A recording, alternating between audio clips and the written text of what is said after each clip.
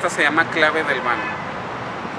Estas puertas solamente se abren en jubileo o cuando viene el Papa, y las personas que entran por estas puertas automáticamente se le otorgan indulgencias, automáticamente se le otorga el perdón. Pasamos al siguiente cuerpo, que está dividido por la cornisa. El segundo cuerpo está más ornamentado que el primero. Si se fijan que tiene más elementos, el barroco viene desde una ornamentación un poquito más austera hasta pasar al barroco rococó, que es el más recargado, y de finales del siglo XVIII le empiezan a quitar elementos, pero aquí empieza a ornamentarse, empieza a recargarse. Aquí, ¿cuántas calles veríamos? 1, 2, 3, 4 y 5. Estas están flanqueadas por otras pilastras, pero estas pilastras en su fuste manejan un estilo helicoidal. Este helicoidal se le conoce como pilar salomónico. La ornamentación que forma este helicoidal son palmas. En las palmas, en la iglesia, o que veamos en algún santo, representan mártires. Entonces, en cada una de los nichos u hornacinas que vemos en este segundo cuerpo, vamos a ver a la familia de María. Aquí hay un dato importante. En el año de 1620 se consagra la catedral a la Inmaculada Concepción. Entonces, por consiguiente, cuando nosotros vayamos a una catedral, generalmente vamos a ver en la fachada principal al santo patrono. Pero aquí, ¿ustedes dónde ven a la Inmaculada? No la ven, ¿verdad? Porque fue removida en 1845 de la peana que tenemos aquí, que ahora es un balcón, a la parte posterior. Ahorita se las voy a mostrar. Entonces solamente quedaron en estas hornacinas la familia de María, que sería Santa Ana, San Joaquín, San Juan Bautista y San José sosteniendo al niño Jesús. ¿Sí? Estos, lo que viene siendo los pilares, en la parte de la pared aparece también labrada con imbricaciones, con elementos naturales. Tenemos otra vez el entablamiento, pero este entablamiento es completamente diferente al que tenemos. Aquí tenemos capitel corintio, las agujas, el friso, y luego tenemos la cornisa con unos cuadritos, ¿sí los ven? Esos cuadritos se llaman denticulado, y otra vez la cornisa escalonada. ¿Vale? Este sería el segundo cuerpo. Vamos a pasar al siguiente cuerpo, que es el remate. Este se llama remate o frontis. Su formación se llama de tipo mixtilíneo. Nosotros vamos a ver a los costados copones de remate, ángeles custodios y la cruz de veleta. La cruz de veleta en la parte de abajo tiene una laminita que con el aire indicaba hacia dónde iba precisamente la dirección del aire.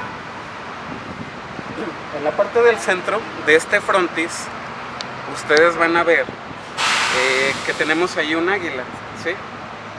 Si gustan pueden hacerse un poquito más para atrás para que la puedan apreciar.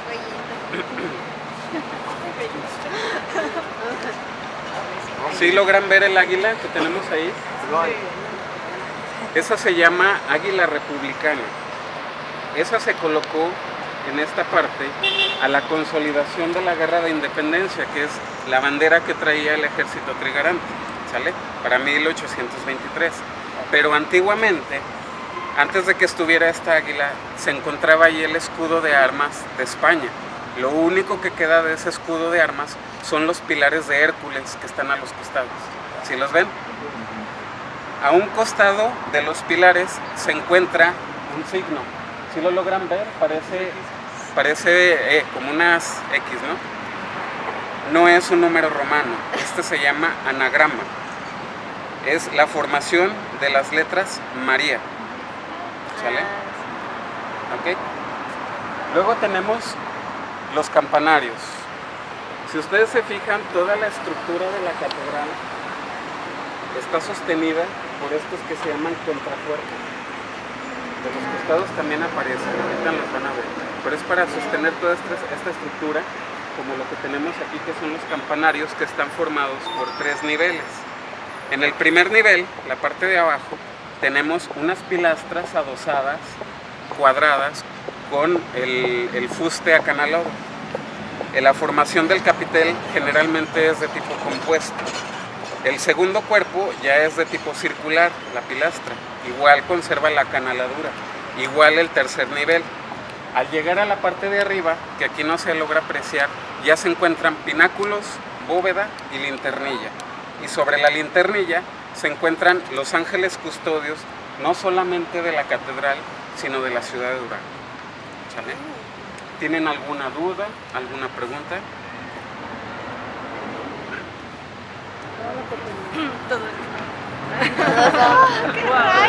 ¿Sí les quedó claro? ¿Sí? Bueno, pasamos a la fachada lateral. Ustedes van a ver, de aquí se logra apreciar la parte de arriba del campanario.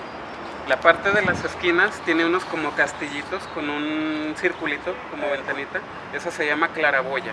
Y ese tipo de castillito se llama pináculo. Luego ya está la bóveda. Sobre la bóveda, esos que están como pilares, se llama linternilla. Y sobre la linternilla están los ángeles custodios. ¿Sale? Pero toda la catedral está rodeada por ángeles. ¿Sí la ven? Todos esos ángeles tienen elementos lauretanos. Ahorita los vamos a ver. Tenemos aquí esta fachada. Esta fachada ya es posterior a la que vimos anteriormente. Esta es más o menos para 1740, 1750. Entonces aquí ya tenemos un barroco pleno, el conocido como barroco rococó. Cuando les digan que esto es barroco chirruguresco, no es verdad. El barroco chirruguresco es el que realizan los hermanos Churriguera en España. Entonces, por ejemplo, si yo me llamo Alonso y hago esculturas de tipo barroco, pues yo le voy a poner un barroco aloncesco. Entonces no es posible que los hermanos Churriguera hayan trabajado aquí. ¿Sale? Es barroco rococó, que significa recargado. ¿Qué significa la palabra barroco?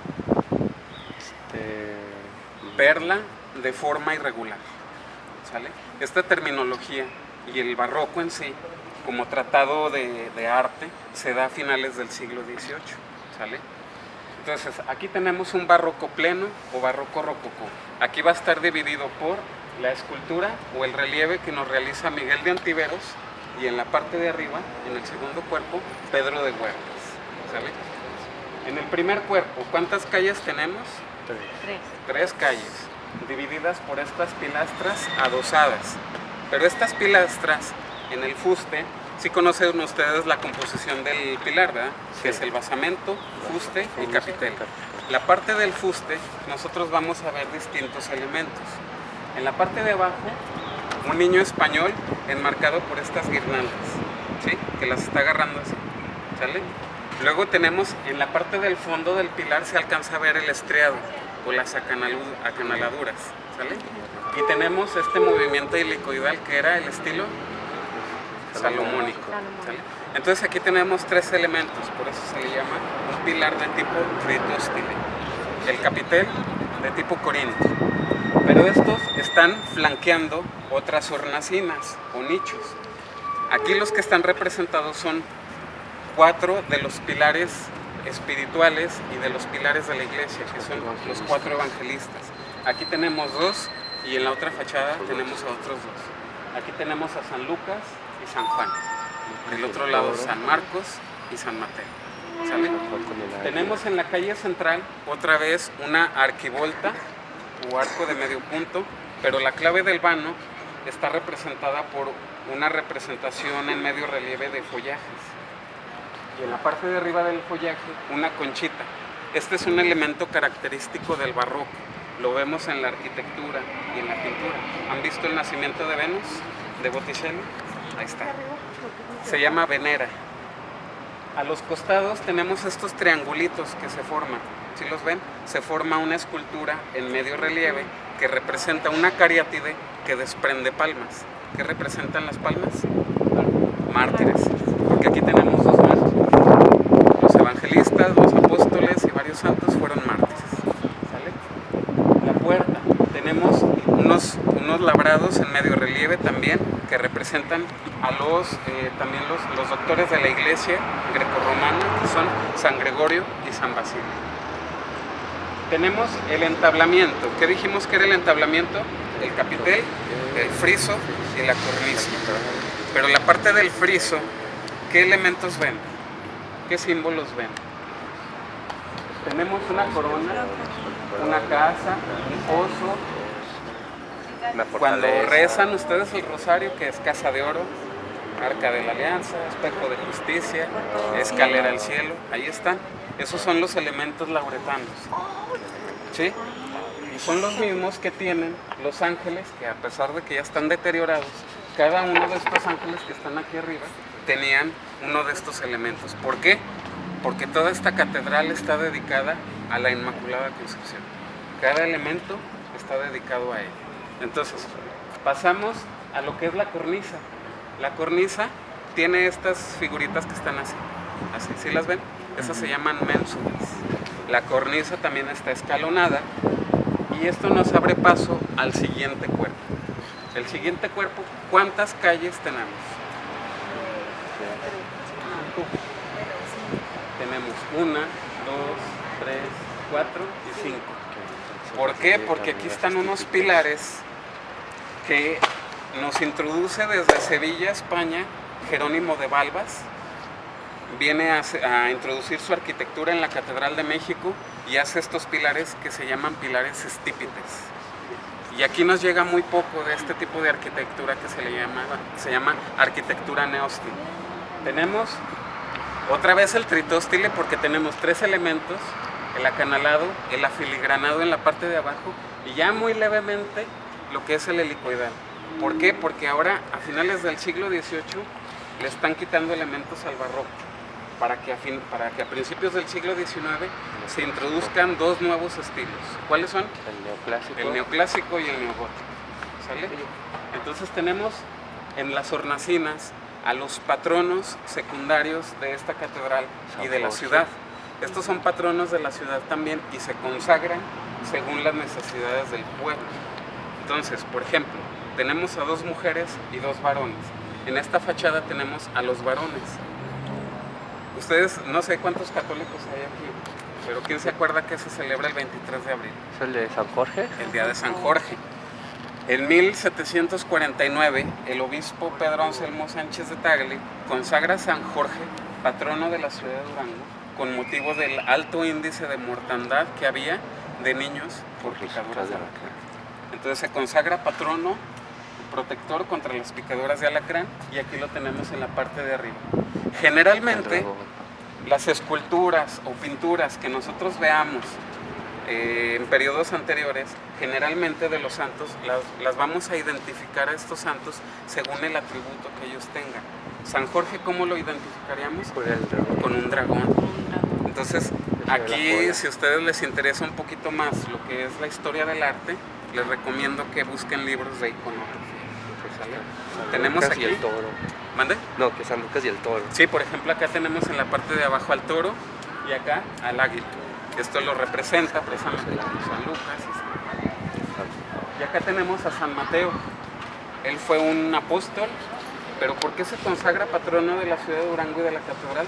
Porque aquí, a mediados del siglo XVII, nos llega una reliquia de primer grado de este apóstol. Entonces fue todo un acto protocolario que incluso hizo que toda la sociedad de aquel tiempo se congregara aquí. Aquí era un centro de reunión, así como ahora es Paseo Durango y todo el mundo va para allá. En aquel tiempo la catedral era el centro de reunión de toda la sociedad. ¿Vale? Bueno. En la parte del centro, en la calle central, flanqueando los pilares estípites, tenemos una ventana rectangular con arco rebajado. El entablamiento que tenemos aquí, que es el capitel, el friso y la cornisa, se van a conjugar en el centro abriendo un escudo. ¿Sí lo ven? La formación del escudo. En el centro tenemos otros elementos. La escalera al cielo. ¿Qué dijimos que representaban estos elementos? Elementos lauretanos. Ajá. Y están dedicados a la Inmaculada, a María. Entonces tenemos aquí a María a través de estos símbolos. Y María está siendo coronada. ¿Sí ven la corona? Ajá. Y sobre la corona está este sombrerito del cual penden unos lazos. Estas se llaman borlas. Y el sombrerito este representa a los obispos del cabildo. Este es un escudo de cabildo. ¿Sale? La formación también es mixtilínea y está rematada esta fachada con 2 copones y en la parte de arriba un ángel. ¿Sale? Nosotros al ingresar aquí, automáticamente pues el ángel nos está dando la bendición. ¿Sale? Igual que el Cristo que tenemos aquí en el centro. ¿Sí? Parece que está así, pero les está dando la bendición. ¿Sale? ¿El Cristo es este en el medio? Sí, es el que está aquí arriba, en el centro. De hecho, aquí en la parte de aquí tiene el Espíritu Santo.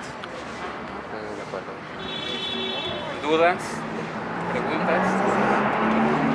¿Cómo sabes que es mixtilíneo? Es que son diferentes formas. Es una formación mixta. Batallo con eso. ¿Sale? ¿Dudas? ¿Preguntas? Aquel chavo, aquel joven. Es un escudo de cabildo aquí en la catedral, una catedral completamente barroca. Todos los altares que estaban aquí en la catedral eran altares tallados en madera. Nosotros habríamos encontrado aquí pinturas incrustadas, esculturas en altos, bajos relieves. Los pilares tenían aquí unos tapices. Entonces nosotros aquí vamos a dividir la catedral por lo que viene siendo sus naves. Las naves laterales, 2. Estas que aparecen aquí también serían 4 y la central, 5 naves. Estas naves están divididas por estos pilares que son pilares de tipo toscano. Manejan en la parte de arriba igual su friso y su capitel. ¿Sale? Estos pilares sostienen todos los arcos que tenemos aquí, que son arcos torales con filete dorado, formando unas bóvedas. Estas bóvedas se llaman bóvedas de arista. Se caracterizan por ser de doble tijera. Si se fijan, son 2 triángulos. ¿Sale? Y en estas están representadas unas pinturas realizadas en 1935-1940 por Claudio Molina. Y son pinturas que están contextualizadas al arte postbizantino. Si ustedes se fijan en la pintura dorada, en algunas partes en la sombra se ve color dorado, pero cuando le da la luz del sol, se ve, ¿han visto cuando el aceite cae en el agua? Que se ven colores, así se ve. Fíjense bien. Estos pilares tienen una función muy importante porque son los pilares que sostienen la cúpula mayor de la catedral. Estos pilares, al levantarse los arcos, se forman estos triángulos, estas triangulaciones que tenemos acá arriba, y se llaman pechinas. Estas pechinas representan a los 4 evangelistas, que son los que vimos en la fachada. Luego tenemos el friso de lo que viene siendo esta cúpula, que ostenta un lema que dice Ave gratia plena nature victrix. Ave llena de gracia, victoriosa naturalmente, haciendo referencia precisamente a María. Tenemos el cimborrio de la cúpula, que tiene formaciones octagonales y representando igual ventanas rectangulares con arco rebajado, contextualizadas a lo que nosotros hemos visto en las fachadas, ¿sale? Pero estas están rematadas también con una ornamentación de follajes y venera. Se levantan los gajos de la cúpula. En estos gajos se representan pinturas posbizantinas que representan tríadas de ángeles que hacen referencia a la Eucaristía, que es lo que se celebra aquí en la parte de abajo. ¿Sí? Ahora, en 1845, toda esta catedral que habríamos visto completamente barroca, la gente incluso dejan en los archivos, podemos encontrar que describen los obispos que la gente ya entraba y ya no veía a la cuestión espiritual, sino que se dejaba llevar por toda la ornamentación, era una cosa muy ostentosa. Entonces, en 1845, cuando se establece el movimiento neoclásico, se quitan todos estos elementos barrocos, pero no se tenía la concepción del valor del arte como nosotros lo tenemos. Aquí cabe resaltar que no podemos juzgar con ojos del presente eventos del pasado. Entonces quitan todos estos retablos laminados en hoja de oro, con sus esculturas y todo, y solamente nos queda de todo eso, ¿qué será? Un 5%. Quitan todas estas pinturas, todos estos retablos y vienen a trabajar estos altares que tenemos aquí. Estos altares que tenemos ya son de tipo neoclásico y ustedes los van a poder ver en toda la catedral pero en cada uno, en el altar, tiene una representación.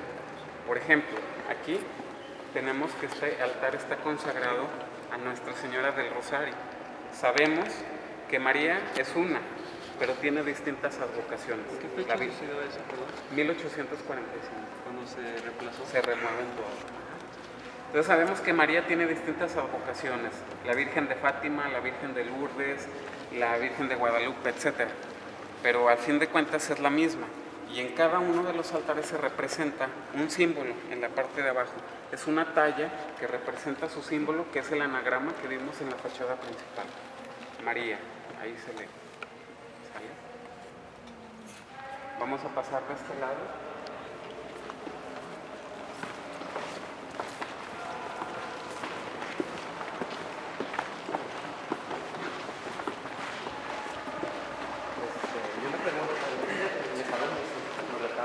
Los tiraron, los quemaron. Los quemaron. Miren, Sí, eran de madera. aquí en la parte frontal del altar tenemos otro símbolo. Aquí se consagra la Divina Providencia. Por consiguiente tenemos este triángulo, Padre, Hijo y Espíritu Santo, y en el centro el Ojo de Dios. ¿Sale? Vamos a pasar de este lado.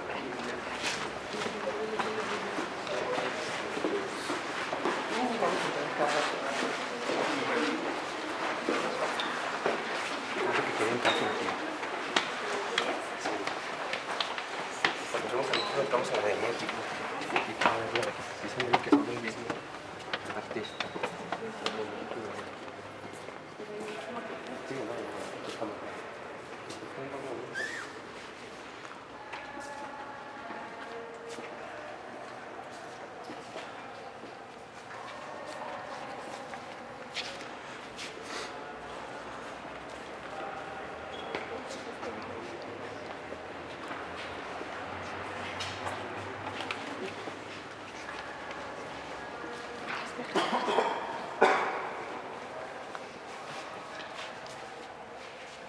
Si gustan acercarse.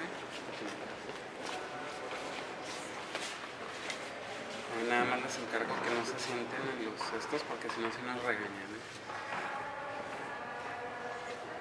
Pedro.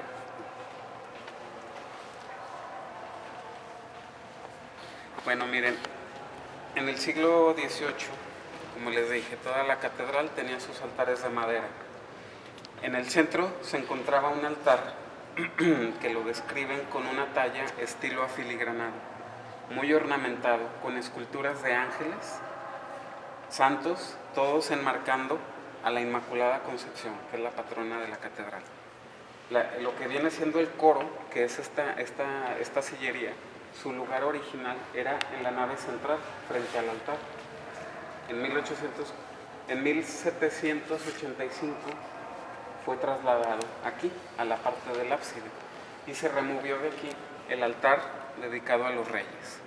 Entonces, lo que nosotros ahora tenemos aquí es una sillería que fue realizada para 1730, 1740, y es considerada la segunda sillería más hermosa en toda la República. Yo, en todas las partes que he visitado de aquí la República, he visto las sillerías de varias catedrales. Y la Catedral de México tiene la suya, pero esta pues, tiene lo suyo, y para mí, que sí es cierto, que es la segunda más hermosa. Ustedes van a poder ver que esto, la parte de aquí, se llama tribuna y esta se llama antecoro. ¿Cuál sería la primera? La más hermosa. La de México, la de la catedral. Entonces aquí tenemos que en cada una de las sillas de la tribuna tenemos lo que viene siendo los brazos de la silla con una representación de una figura quimérica que se repite en el respaldo, ¿sí? Es un cariátide que desprende hojarasca. Luego, sobre esta parte del respaldo tenemos unas esculturas talladas en medio relieve que representan a santos patronos fundadores de iglesias, apóstoles, evangelistas, arcángeles, hasta llegar al centro, que es la representación de San Pedro. Todos flanqueados por estas figuras que se llaman balaustres, que es un cariátide que desprende también hojarasca ¿Sí lo ven? En cada uno, pero en el centro, al llegar con San Pedro, se convierten en atlantes. ¿Sí los han visto? Que es un pilar que sostiene así una silueta de una persona. Aquí lo tenemos. La cornisa de toda esta sillería manejan unos piquitos hacia abajo. Estos se llaman pinjantes. No sé si hayan visto que hay unas formaciones de columna, columna, arco, y no termina en columna sino se queda el pico. Este se llama pinjante. Entonces, esto se llama antecoro, y aquí en el centro tenemos a San Juan Nepomuceno. Lo tenemos aquí porque es el patrono de los canónigos, porque a las 9 de la mañana aquí se lleva a cabo la celebración de laudes. Son ceremonias que llevan a cabo los miembros del cabildo eclesiástico, que son los canónigos. ¿Sale? Y ustedes están sobre una tumba. La parte de abajo corresponde a la cripta, donde están sepultados obispos, canónigos y las personas más allegadas a la iglesia. ¿Dónde dan uso a esta parte? Todavía. A las 9 se celebran los laudes. En el centro tenemos el fascistol o atril. En esta parte se colocan unos libros que tenemos en la galería episcopal que ustedes ahorita van a conocer. Se le da vuelta a este fascistol y eran así de grandes estos libros para que todos los miembros del coro tuvieran acceso a la lectura. Luego tenemos los órganos tubulares de la catedral. Estos no fueron los únicos. Hubo órganos anteriores a ellos, pero como requieren mantenimiento y se nos cayó varias veces la catedral, pues entonces aquí tenemos órganos que corresponden a 1773 y 1845. Este sería el tercer órgano más grande también en la República. Está el de México, en segundo lugar el de Puebla y luego este. Este fue ensamblado y afinado por José María Pérez de Lara. De este desconocemos el autor. Este es un órgano barroco y este es un órgano neoclásico. ¿Vale? ¿Dudas? ¿Preguntas? Y allá arriba, ¿quién está? ¿Cómo se llaman? Balaustres. Y arriba, ¿quién es? Ese es San Juan. ¿Qué dijimos de los símbolos? Ahí está el ángel. Tiene un ángel. ¿Sale? Allá arriba. Es San Pedro. Este de aquí es San Pedro. ¿Qué pasa? De la catedral. Este es el altar mayor. Este altar está ornamentado con estos pilares. Son formaciones de 4 pilares exentos, acanalados y también con su capitel estilo corintio, laminado en hoja de oro. Su friso arrocallado con ménsula y también cornisa. En la parte de arriba sus pináculos, pero en cada uno de los pináculos se logran apreciar unas cavidades que en algunas maneja un cristal. ¿Sí lo logran ver? En estos aparecen reliquias. Hay reliquias de diversos santos en esta parte de arriba. Sobre la bóveda del baldaquino están tendidas unas palmas doradas. ¿Qué dijimos que eran las palmas? Los mártires. Y coronado con un cupón de remate. ¿Sale? También un altar de tipo neoclásico que custodia una figura, lo que llamaríamos la perla de la catedral, que es una escultura traída desde Filipinas en 1785 por el obispo Esteban Lorenzo de Tristán. Es una escultura tallada en madera que maneja las tallas de policromado, estofado y cincelado. Esto quiere decir que es lámina de hoja de oro, al igual que todas estas, el colorido de la pieza, el policromado y el cincelado, que son formaciones que le dan a la escultura con un pequeño cincel. Esto puede ser ornamental como figuras de flores o la misma talla de la capa. ¿Dudas? Yo te tengo una pregunta. ¿Por qué era muy importante Filipinas? Por ejemplo, fuimos a la Ciudad de México y también muchos objetos que tenían eran traídos de Filipinas. Es que muchos obispos los mandaban de España los mandaban a Filipinas o a Sudamérica. Entonces allá hubo muchos escultores, principalmente en Filipinas, que manejaron lo que es la talla en madera.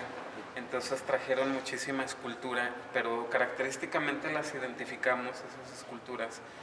Si ustedes se dan cuenta, supongo que todos pintan, ¿sí? O hacen algún dibujo, Sí. ¿no? Tienen que hacer bocetos, ¿no? Sea escultura o sea pintura, ustedes van a dejar algo de ustedes en esa obra.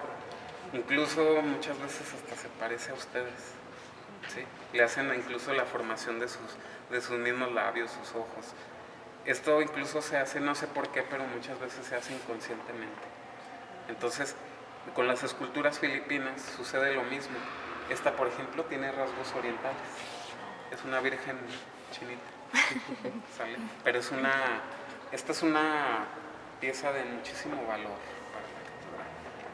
Y tiene aquí en este altar, desde que fue construido este ciprés en 1845, pero llegó aquí a la Catedral de Durango en 1780. No, las reliquias corresponden a fragmentos humanos de algún santo, que sería, por ejemplo, sangre, huesos, cabello. Esas serían reliquias de primer grado. De segundo grado sería ropa. ¿Es lo que hay ahí? Aquí hay reliquias de primer grado en las cavidades que están en los pilares. Y cada altar contiene una reliquia. Todos los altares en la catedral vieron unas tapaderas blancas. Ahí tienen reliquias, incluso osamentas completas, que solamente se exhiben el día 1, 2 y 3 de noviembre. Son esculturas italianas que están realizadas en cera. Ahorita en la galería les voy a enseñar unas. ¿Sí? Sí. Vamos a pasar de este lado, por favor. Pásenle por acá.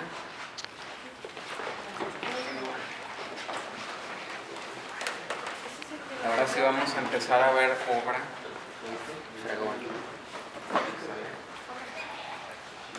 Miren, esta parte, este pasillo, nos lleva, si ustedes se fijan en la pared que aparece del lado izquierdo, están unas entradas. Eso que dicen de que aquí hay túneles es falso. No existen túneles, o al menos no los hemos podido encontrar, y a mí se me hace un poquito difícil que existan.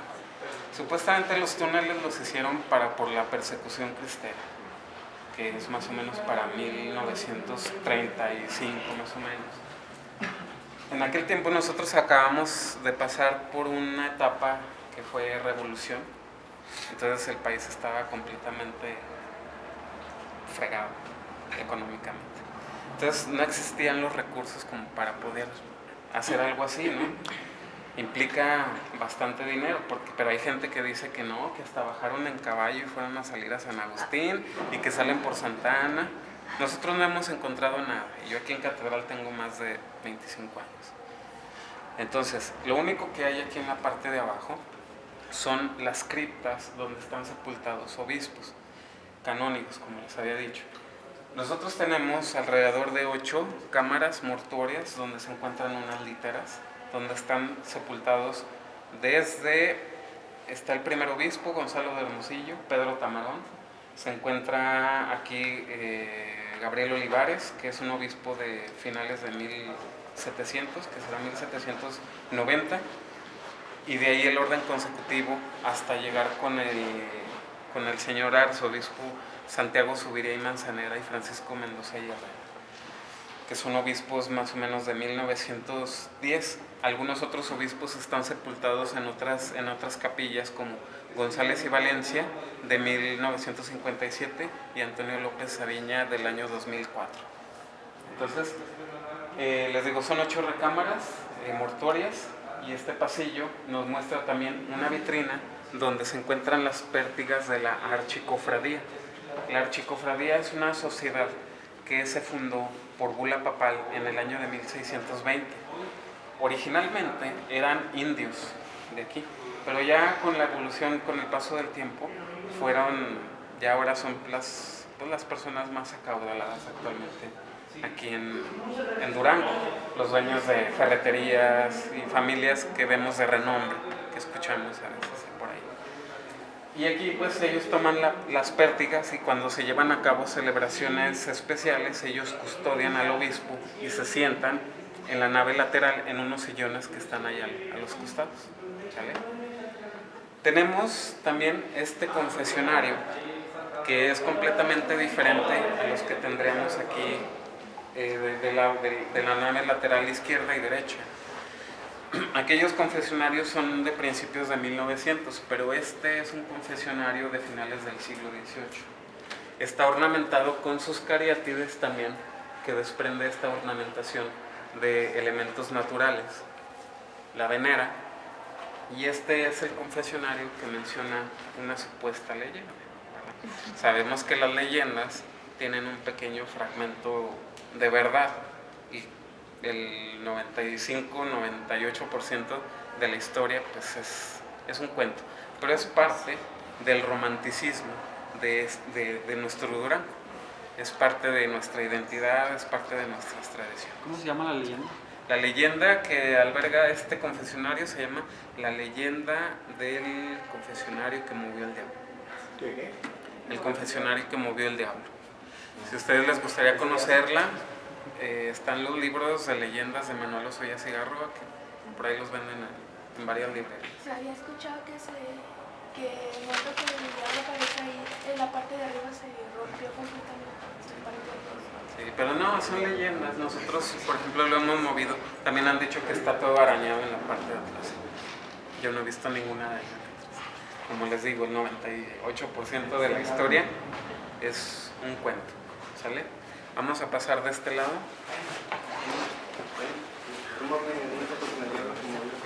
Ahí está el diablo.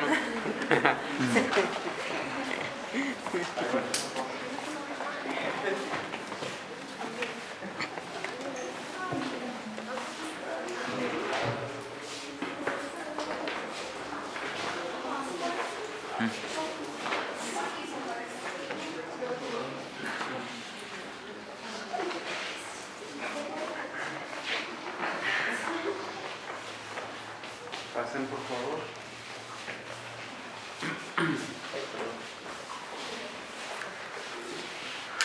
Nosotros aquí estamos en la antesacristía.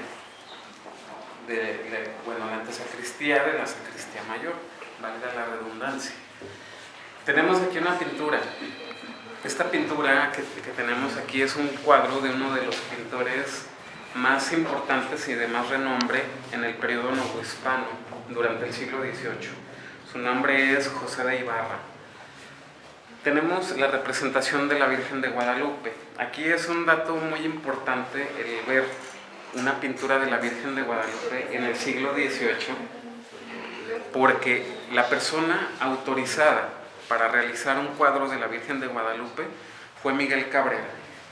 Miguel Cabrera, ahí si ustedes buscan en internet, busquen la Maravilla Americana. La Maravilla Americana, obviamente la iglesia va a buscar proteger sus santos y todos sus elementos. Entonces convoca al pintor Miguel Cabrera y le dice, a ver, ven, haz el estudio, porque estaba, como siempre, en dilema de que si la Virgen de Guadalupe era una pintura o era pues pintura divina, no sabía la gente.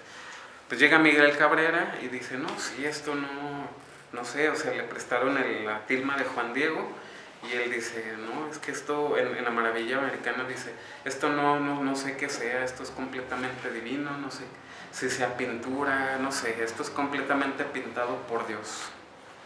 Eso le ganó que el obispo Manuel Rubí Salinas, arzobispo de México, le otorgara el permiso para que él realizara un trazo de la Virgen de Guadalupe y pudiera hacer una pintura, pero él completamente certificado por la iglesia, lo cual le ganó que él se convirtiera en uno de los pintores de más renombre durante el siglo XVIII. Pero José de Ibarra es anterior a él. José de Ibarra realiza esta pintura, pero digamos él llega, ve más o menos, hace sus trazos, hace sus bocetos y realiza esta pintura sin la autorización de la iglesia, pero la realiza para la iglesia. Y en esta pintura nosotros vamos a ver en las esquinas unos óculos. Estos óculos representan los pasajes de la aparición de Juan Diego. Lo que corresponde aquí a principios del siglo XVIII, es que tenemos desde el siglo XVII es el claroscuro, y a principios del XVIII hay una transición del claroscuro al barroco luminoso. Entonces aquí tenemos una pintura que está todavía contextualizada más o menos a este periodo. ¿Sale? Bueno, vamos a pasar de este lado.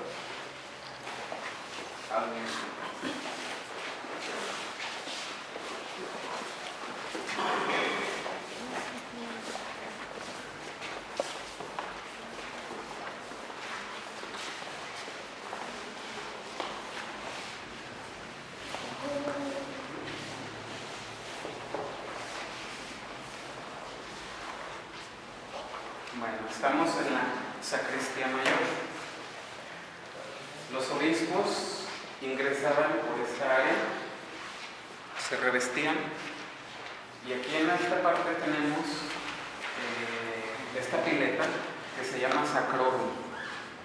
En el sacrorum se utilizaba para que los obispos se purificaran de las manos para poder ingresar a la ceremonia.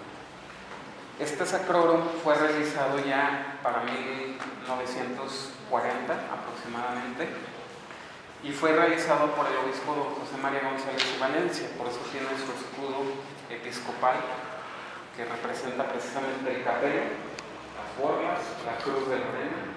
En la parte del escudo tenemos estas líneas hacia abajo, que es el escudo de los Valencia. A la izquierda el escudo de Durango. En la parte de abajo una cintita que dice ut homines unum sum, que todos seamos uno. Y abajo un pelícano que se está sangrando a sí mismo. Es la representación iconográfica de Cristo, que Él sangra por nosotros. ¿Vale? Luego tenemos en la parte de arriba unas pinturas. Estas son pinturas al templo. Se ha atribuido que estas pinturas fueron realizadas aproximadamente para 1740. ¿Sí? En la sala anterior, en la sacristía, no sé si se fijaron que el techo estaba completamente blanco. Aquí está la atribución, porque nada más dejaron preparado, o sobre esta pintura se encuentra abajo de esta pintura, la pintura que correspondería obviamente a Dios Padre, de aquel lado, el Cordero y Espíritu Santo. Pero en el caso del Cordero, está siendo alabado por las principales órdenes evangelizadoras que llegan a la Nueva España, que son franciscanos, jesuitas, dominicos y agustinos. Y el Espíritu Santo está siendo alabado por una congregación angelical. Solamente aparecen ángeles y querubines, no aparecen arcángeles. Pero aquí hay un efecto de uno de los ángeles, que también es tradición de la ciudad de Durango, que incluso los turistas vienen a buscar, el ángel maromero. El ángel que tenemos aquí, que está de color verde, blanco y rojo, tiene un efecto que se llama poliangularidad, como esas pinturas que a veces hacen que si nosotros nos movemos a cualquier lado parece que nos siguen con la mirada. Ese efecto tiene. Si ustedes se fijan, a cualquier lado de la sala que se muevan, los va a seguir con la mirada. Así le llaman,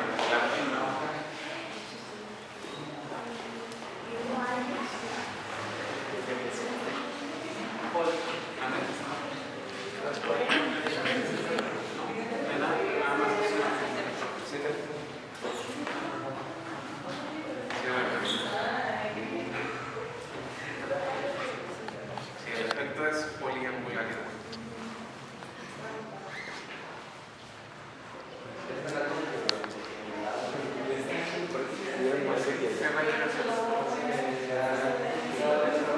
Eso lo debe de hacer en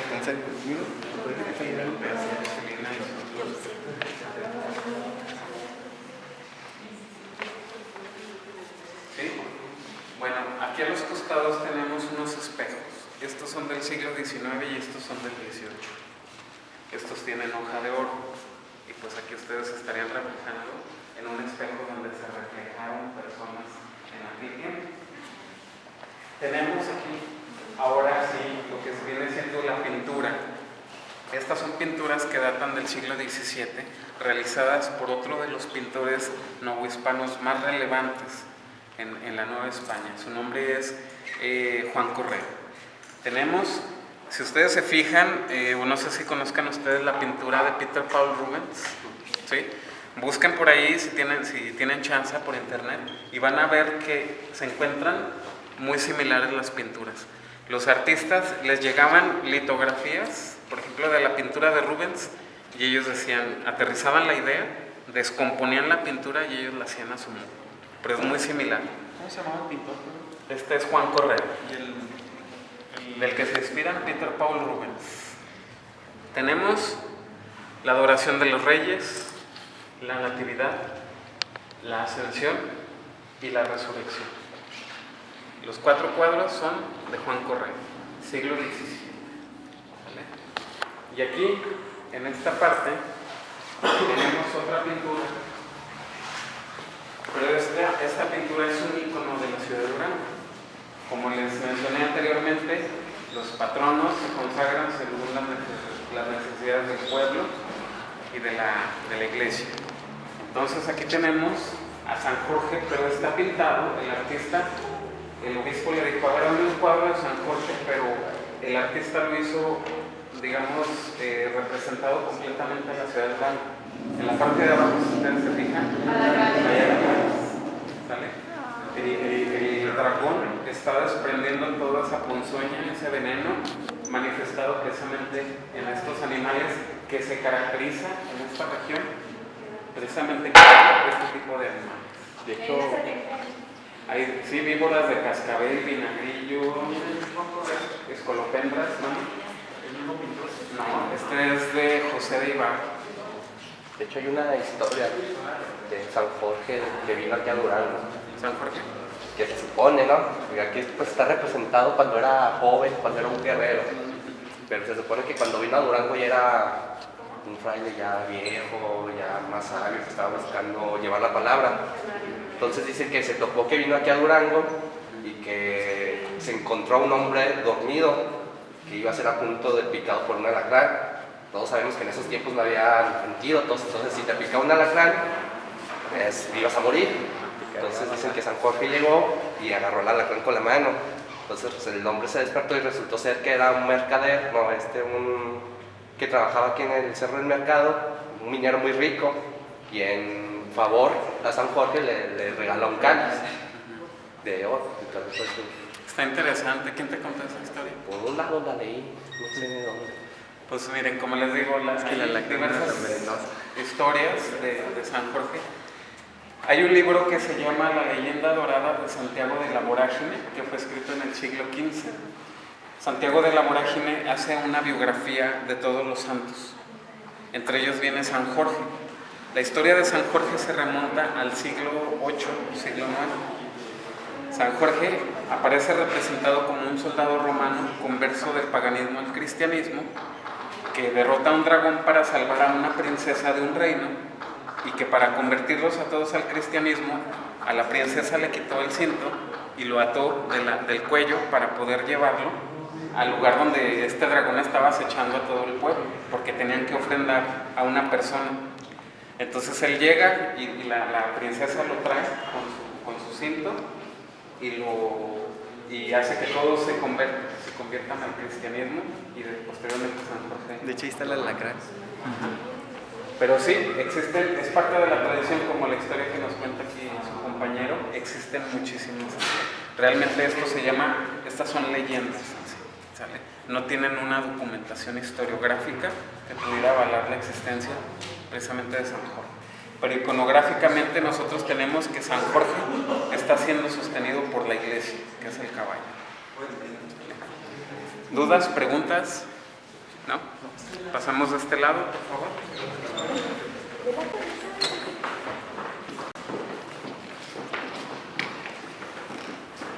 En esta parte, nosotros las salas las tenemos ordenadas en un orden cronológico, abarcando lo que es siglo XVII, XVI, XVII, XVIII, XIX, y algunas aparecen en una formación ecléctica en cuanto a su periodo. En lo que corresponde a esta sala tenemos lo que es siglo XVI y XVII. Comenzando de este lado, tenemos las primeras pinturas o las pinturas más antiguas. ¿Se están acercando?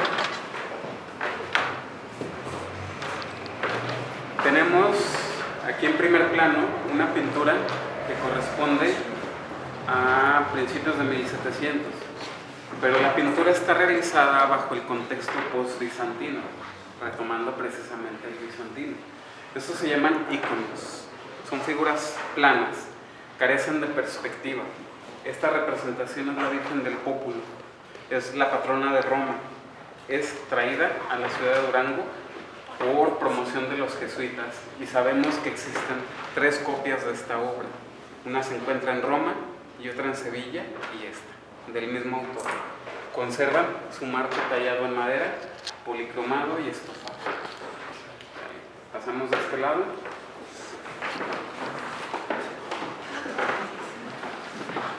¿A ustedes les dan taxonomías? Taxonomías.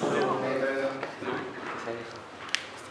Miren, tenemos aquí otra obra que está completamente fuera del contexto de la que vimos anteriormente. Esta es una pintura que está también dentro del periodo del siglo XVII, pero esta corresponde al periodo novohispano, que nos muestra una pintura claroscurista.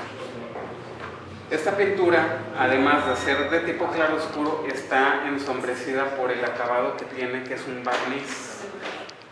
En el siglo XIX hubo una moda de que mucha gente, así como conocen el Cristo de Borja, que restauraron en España, que lo dejaron así y hasta hicieron un meme. Pues hagan de cuenta, sucedía la misma cosa en todos lados. Llegaban y lo único que hacían era estropear las pinturas. Y aquí le colocaron un barniz e hicieron que se oscureciera. Pero se puede consolidar, se puede restaurar para que puedan salir los colores originales. Esta es una pintura realizada por Luis Juárez. Esta es una familia, los Rodríguez Juárez, una familia durante el siglo XVII que realizaron una aportación muy importante en la pintura. Aparece Nicolás Rodríguez Juárez, Luis Juárez y José Juárez. Y aquí tenemos una obra de Luis Juárez en la que se representa la imposición de la casulla a San Ildefonso. Tenemos una muestra de gratitud de María a San Ildefonso imponiéndole los elementos episcopales, que es casulla, manípulo, estola, mitra, y María está siendo acompañada por 2 mujeres que aparecen revestidas a la usanza del siglo XVII con unas palmas en su mano que las representan como mártires.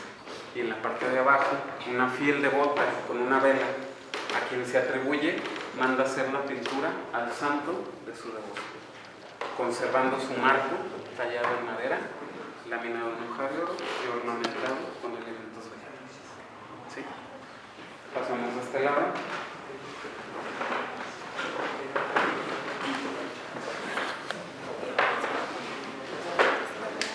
A veces los cuadros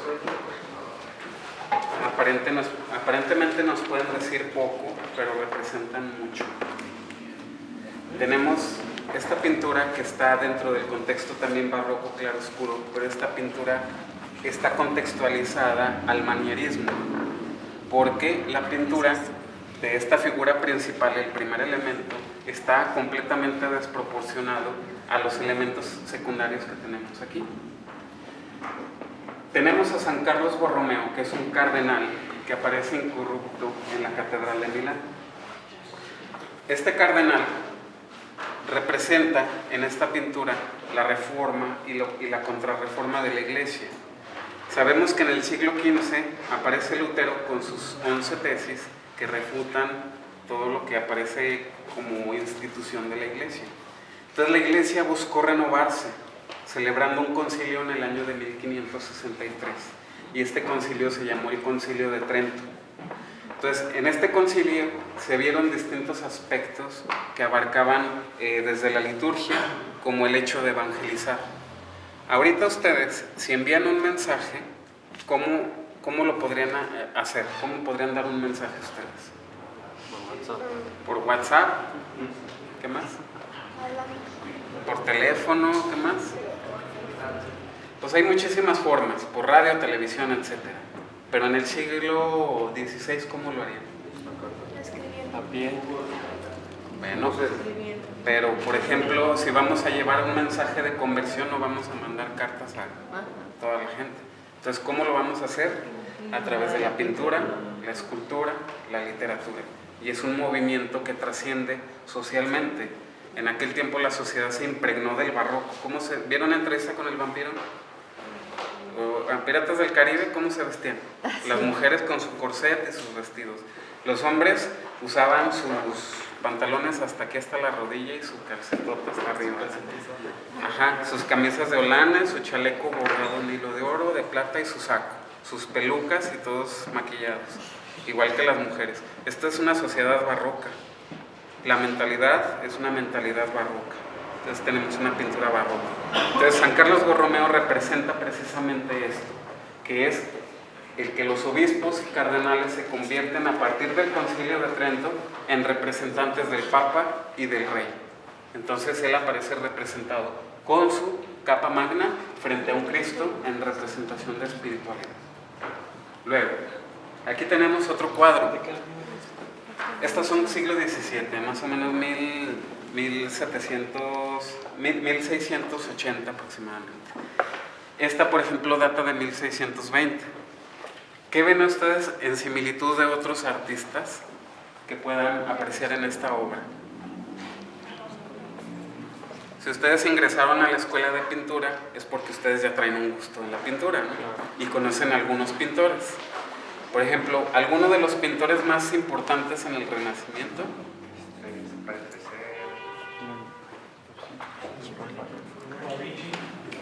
Las proporciones, esa gran musculatura, ¿quién la manejaba? Miguel Ángel. Que hasta sale así con la creación de Adán, Miguel Ángel. Los artistas retomaban estos elementos, posteriores los artistas retomaban los elementos para hacer sus cuadros, iba evolucionando el arte. Entonces aquí tenemos las proporciones de un Cristo que fue al gimnasio, ¿no? Sí. ¿Verdad? Imágenes expresivas y movimiento, que es característico del barroco. Los estereotipos de la pintura española que manejó Diego de Velázquez. ¿Sí conocen el Cristo de Velázquez? Es muy similar.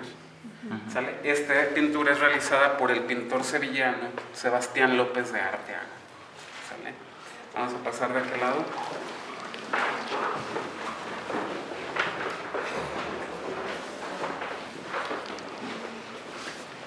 ¿Qué ven ustedes aquí? En este cuadro. Un caballo, un prisionero. Un perrito. ¿Ustedes no han sentido que a veces interactúan con la pintura? Sí.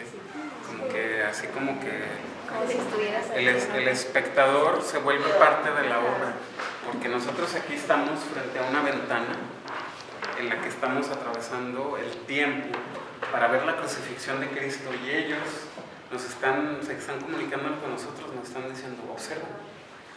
En un segundo plano tenemos un caballo característico a los esfumados que maneja Rubens.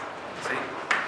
Tenemos en el segundo plano retratos de personas que vivieron durante el siglo XVII, que tuvieran las características adecuadas para llevar a cabo la composición de la obra.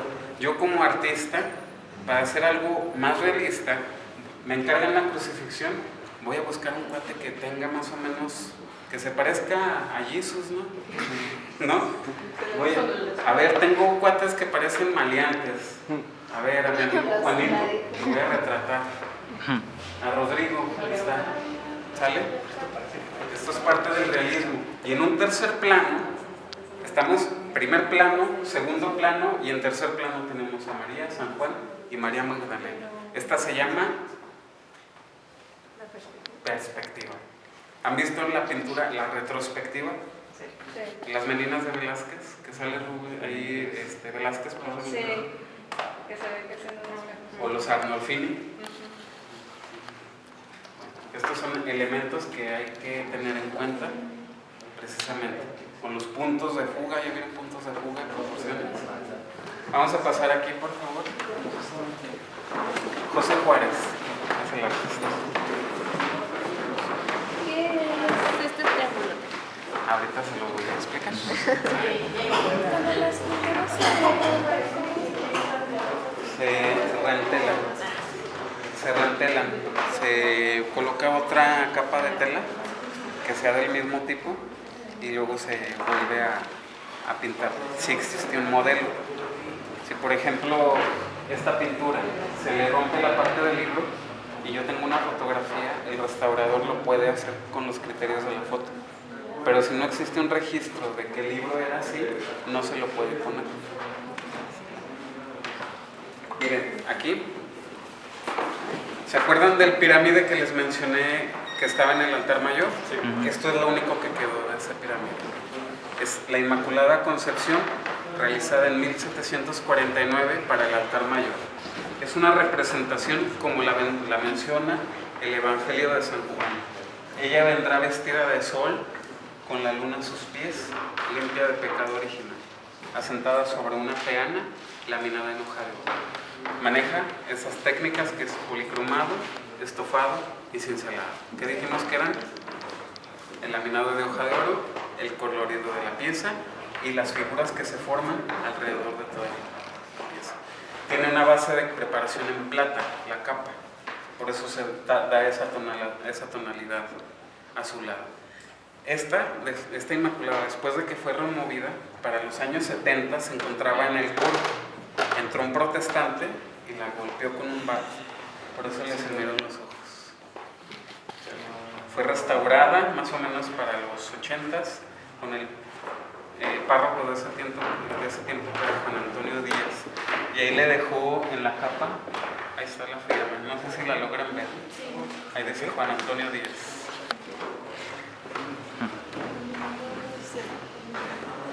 ¿Alguien trae un dulce? ¿Qué me regala? Una pastillita. ¿Nadie?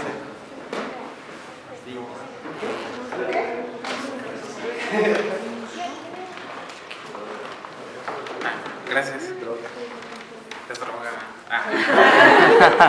Para que me inspire, ¿verdad? Es para que me inspire. Gracias, ¿Sí? Bueno, ahora vamos a pasar aquí al triángulo que nos preguntaba su compañera. Miren, nosotros aquí tenemos en Francia, en cuanto a obras de arte, los franceses se sienten muy orgullosos por tener una obra tan importante como la Mona Lisa. En Italia, ¿cuál sería? La Capilla Sixtina, bueno, tienen infinidad de obras. Nosotros aquí en Durango nos podemos sentir muy orgullosos de tener esta pieza porque es única en el mundo. Su nombre es Tenebrario. Tenebrario. Precisamente su palabra nos dice gran parte de su función, de tinieblas. En Semana Santa, después de la muerte de Cristo, que era el jueves, aquí en la catedral se llevaba a cabo una celebración nocturna, donde toda la gente entraba de luto, vestida de negro, y este era el único objeto encendido en la catedral. Entonces estábamos completamente en la penumbra, y las velas representan los salmos de Jeremías, la pasión dolorosa de Cristo. Conforme se van cantando, las velas se van apagando consecutivamente, pero solamente quedaba la vela de amero arriba encendida, porque esta representa a Cristo y la luz de la esperanza de la resurrección. Entonces, la gente salía de esta ceremonia y regresaba al siguiente día, y a partir de esta vela se prendían todas las velas de la catedral para llevar a cabo la festividad de resurrección. Este triángulo nos representa Padre, Hijo y Espíritu Santo. Igual, se compone por su capitel, fuste y basamento. Pero este maneja un estilo de marquetería que se llama taraseado, que es incrustación de ébano y hueso sobre madera de cedro. Fue mandado a realizar a principios del siglo XVIII por el obispo don Benito Crespo Monroy, y se dejó de usar este tenebrario en 1962, después del Concilio Vaticano II. La iglesia se reformó, de hecho antes la misa se daba en latín. El altar estaba en el altar mayor, el Santísimo, se trasladó a un costado para poder dar la misa de frente, porque antes se daba de espaldas. Entonces ya se daba de frente, se sintetizó la misa, porque antes eran misas que duraban horas, Y ahora que unos 30, 40 minutos, o hay unos padres que se van lisos como una hora. Y sacar más para Sí hay otros tenebrarios, pero no de estas dimensiones ni con esta técnica. No les transmite algo como una tonalidad arabesca. ¿A qué? Su técnica es estilo árabe, que es un estilo que se llama arte mudéjar, que nos llega de España, precisamente porque España tuvo influencia árabe. ¿Qué representaban las velas? ¿Mande? ¿Qué representaban las velas? Los salmos de Jeremías. ¿Sí? Ahora nos pasamos de este lado.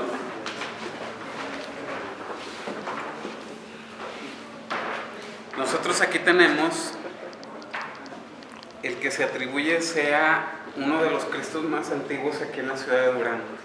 Se dice que es el segundo o el primer Cristo más antiguo. Este está realizado, es una escultura realizada en pasta de caña. La pasta de caña la molían y la modelaban los indios michoacanos y hicieron distintas esculturas, y esta data de 1580. Llega con las órdenes evangelizadoras, con ella los franciscanos, y en 1616 le tocó presenciar la rebelión tepehuana, donde se dice que murieron alrededor de 150 españoles y una de las flechas pegó aquí en la pierna, y la leyenda dice que el Cristo comenzó a sangrar. Esto queda como leyenda solamente, pero aquí está el vestigio, ¿verdad? ¿Dudas, preguntas de esta sala? ¿No? Pasamos a este pintor local, conocido como Gabriel de Ovalle. En la parte de arriba, Santa Bárbara, también patrona secundaria de esta catedral, la Divina Pastora y el Santo Niño de la Guardia. Cuadros laminados en hoja de oro, con sus implicaciones, y la conchita que dijimos que se llamaba Venera. Venera. Aquí tenemos otras dos pinturas. ¿Qué elemento característico ven en ellos? La palma. ¿Qué significa? Son mártires. Entonces aparece la manera en la que fueron martirizados. Él aparece atravesado con una espada. ¿Y ella?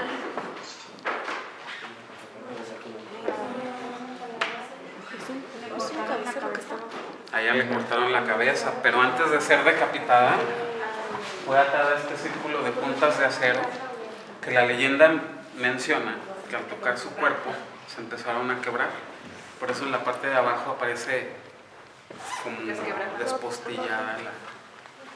Ajá. Ella es Santa Catalina de Alejandría, San Atenógenes, el patrono de las viudas y de los huérfanos. En aquel tiempo, una mujer viuda o un niño huérfano no tenía aceptación social. La sociedad era muy conservadora. ¿Y dónde andaban los huérfanos? ¿Dónde qué? ¿Dónde llevaban a los huérfanos? ¿A los qué? A los huérfanos. Pues los metían así como en una... Sí, en un orfanato, de hecho. Era obispo. Este está restaurado, ¿verdad?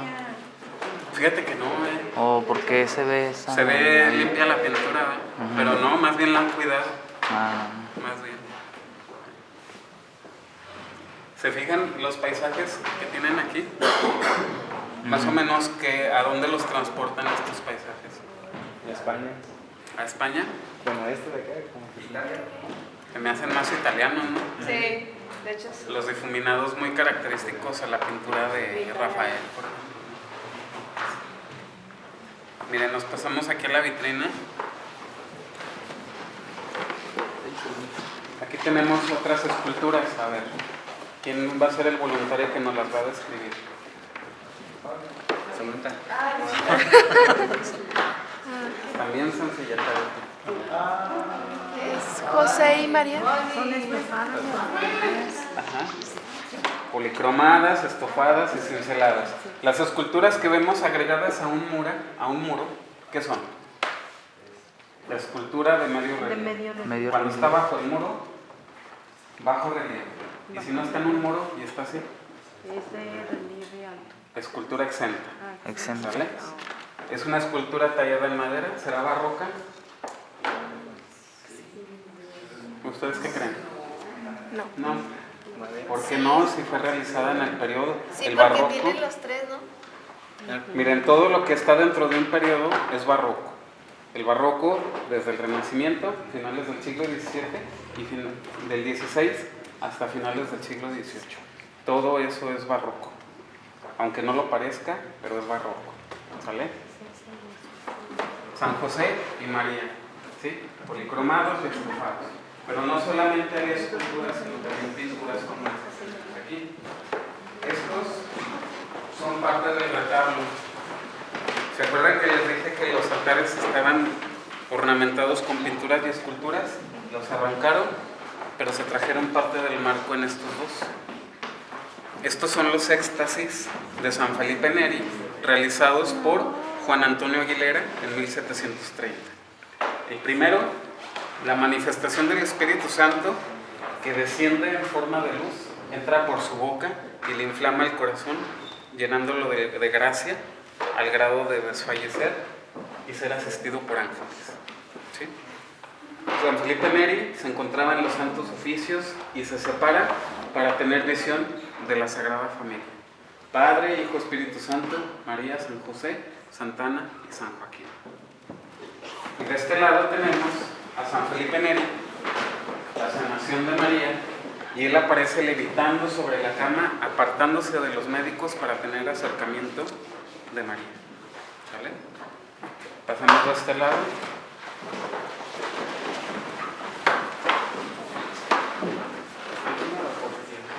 ¿Ya se cansaron? No. ¿O ya se aburrieron? No. Si quieren me voy más rápido. Acérquense, ahorita nos echamos un lunch. ¿Quién va por ellos? A ver, Fernando. Que sea más rápido. ¿Comida? ¿Quién va a ir? El barroco buscó hacer también imágenes muy dramáticas, principalmente durante el periodo del siglo XVII, tanto en la escultura como en la pintura. ¿Conocen la pintura de Caravaggio? Sí. ¿Sí? ¿Conocen a Judith Llodofernes? ¿No? Es una pintura de Caravaggio donde está una arrancándole la cabeza. Eso es dramático. Si ustedes se ponen a observar la pintura y ven las expresiones, la chava está con un miedo de quererle cortar la cabeza, pero se ve que está haciéndole caso a la viejita que está ahí a un lado con una cizaña así de que mátalo. Pero eso es dramatismo, porque estamos viendo una pintura muy sangrienta, muy sanguinaria, ¿sale? Eso es el dramatismo, pero también en la escultura se aplica esto. Para hacer estas figuras dramáticas les colocaban elementos naturales. Hay un Cristo, si tienen la oportunidad de ir a verlo, aquí en San Juan de Dios, hay un Cristo que se llama el Señor de la Columna. Está así atado a una columna, sin camisa, de que fue flagelado, pero aquí se ve que en la escultura que con la flagelación le desprendieron carne y se le ven unas costillas. Las costillas son costillas de animal. En el caso de esta escultura tiene un elemento natural que es cabello. Hay cristos que les colocan incluso cabello humano de gente que buscaba ofrendar, hacer alguna manda y les daban las señoras el cabello. Y hay unos cristos que hasta traen el cabello hasta acá. Están geniales, ¿eh? Y esta tiene cabello de caballo. ¿Por qué? Porque ella es Santa María Egipciaca.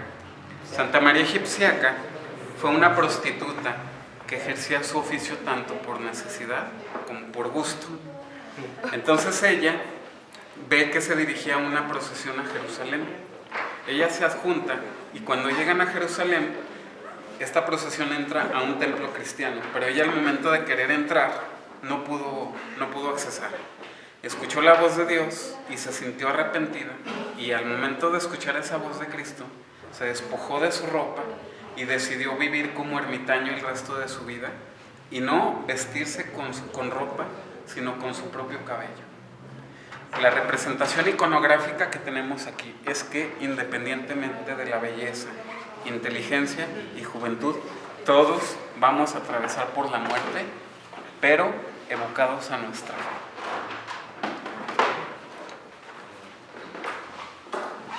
Aquí en esta vitrina tenemos unos relicarios, es parte de la orfebrería que maneja esta catedral, manejando volutas y ornamentación natural. En la parte de arriba, un resplandor rodeado por rosas. Las rosas en la iglesia representan a María. Y en el centro, imágenes talladas en marfil que representan la natividad y la adoración de Dios. Si se acuerdan de dónde se toma el marfil, del colmillo de elefantes. Entonces tiene un valor que de hecho ya no debemos hacer eso, ¿eh? ¿Qué? Quitarle los colmillos a los elefantes. Entonces, como ya no se debe de hacer, pues esto, imagínense el valor que toma. ¿Vale? Ahora, aquí tenemos otra pintura.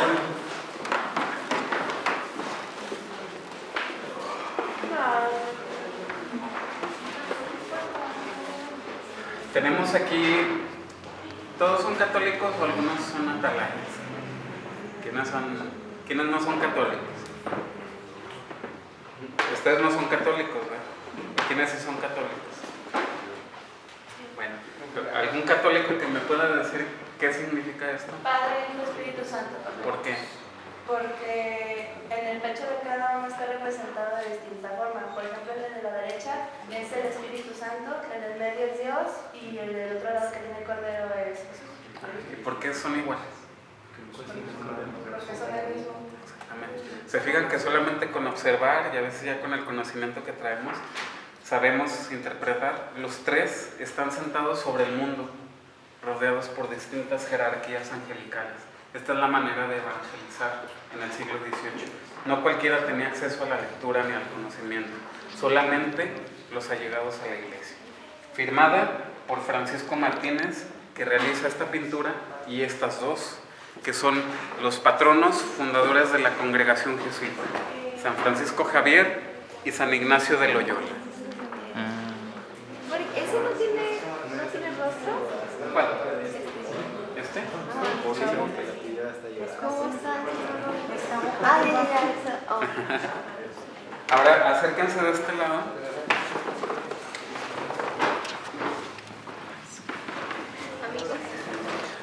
A ver, las muchachas que están ahí sentadas, ¿me hacen un favorzote? Sí. Si quieren pueden sentarse, no hay problema. Nada más, ¿me pueden abrir esa ventana? Por favor. Si no es mucha molestia. Gracias. Miren, aquí tenemos unas esculturas. ¿Se acuerdan de la que vimos en el altar mayor? Sí. Bueno, la del altar mayor junto con estas dos llegaron en el año de 1785 a esta catedral. Si ustedes se fijan en los rasgos de sus rostros, ¿les ven los ojos? Son chinitos, ¿no? Son filipinas. ¿Sale? Son esculturas que dijimos policromadas, estofadas y cinceladas. Estas técnicas son muy características del siglo XVIII. San Antonio de Padua y la Inmaculada Concepción.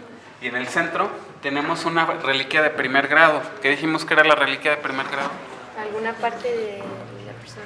De la persona. Este es un fragmento de uno de los huesos de Santa Úrsula, que la leyenda dorada la menciona como una de las 11,000 vírgenes conversas del paganismo al cristianismo y martirizada por Atila, el rey de los hunos.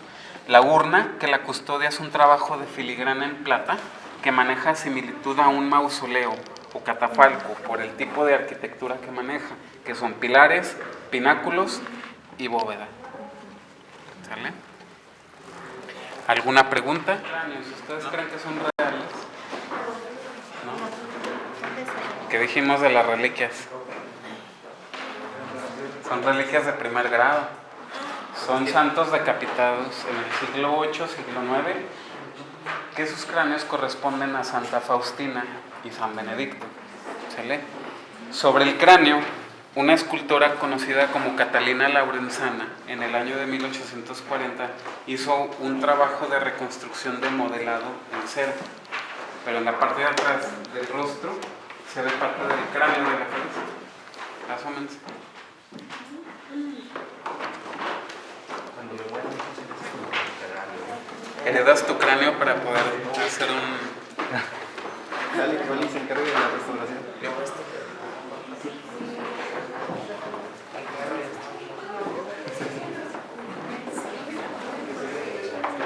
¿Sí?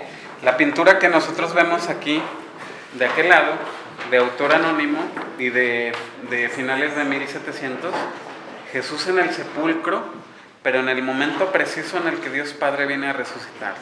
A la izquierda, Jesús cuando es encarcelado, descienden dos ángeles y llenan su celda de incienso. De este lado, San Luis Gonzaga, patrono de las vocaciones, y San Agustín, doctor de la Iglesia. Cálices y copones que se utilizaron en las ceremonias eucarísticas desde el siglo XVIII y XIX. Consagrado en 1881 por Vicente Salinas de Infazón, último obispo y primer arzobispo. A ver, aquí les quiero preguntar una cosa. ¿Qué elemento barroco ven aquí, en este caso?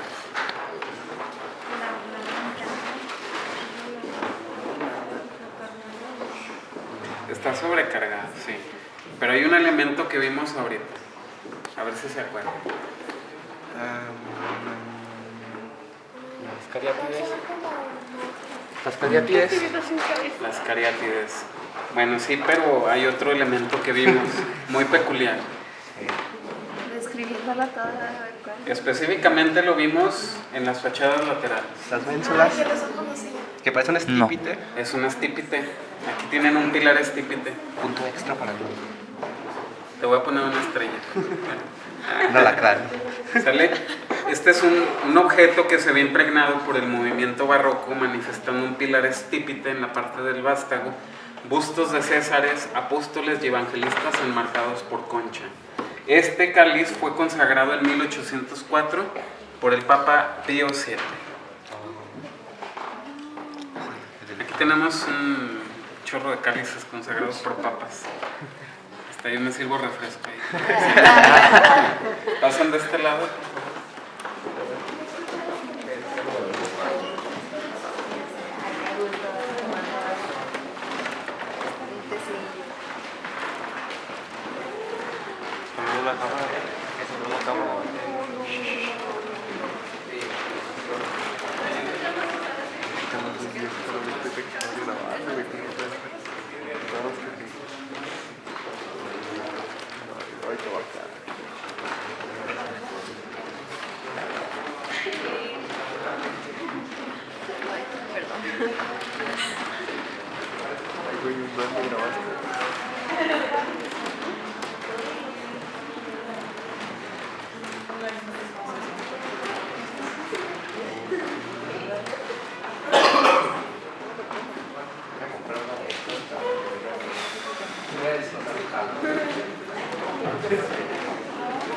Sala hace referencia al nombre que tiene este museo, que es Galería Episcopal, de la palabra latín episcopo, que significa obispo, y obispo significa vigilante de su diócesis.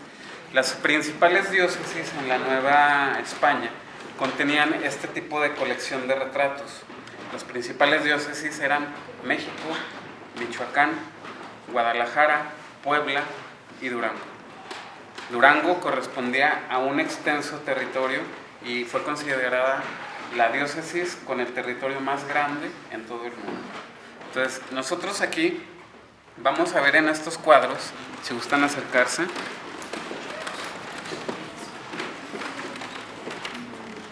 en cada cuadro nosotros vamos a ver distintos elementos iconográficos.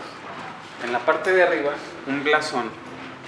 Es un escudo episcopal que generalmente tiene impreso en él títulos nobiliarios, el escudo de la familia o la figura en la que ellos se inspiran para evangelizar.